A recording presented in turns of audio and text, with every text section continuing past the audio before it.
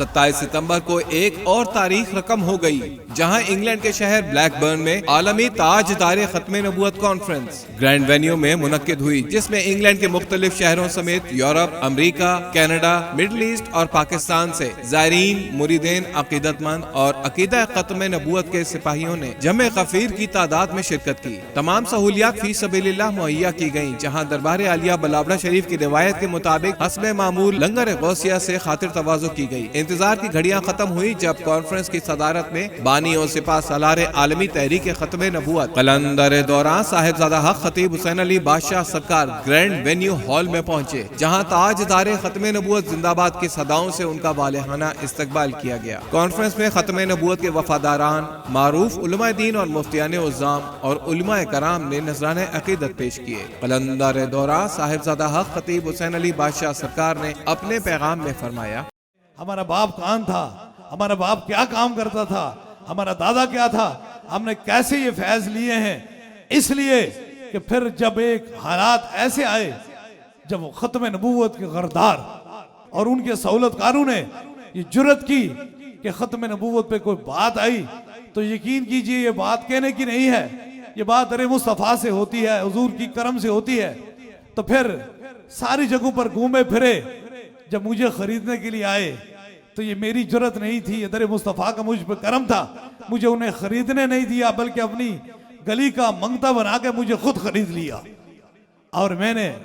انشاءاللہ تعالی جب تک میری سینے کے اندر، جسم کے اندر جان ہے،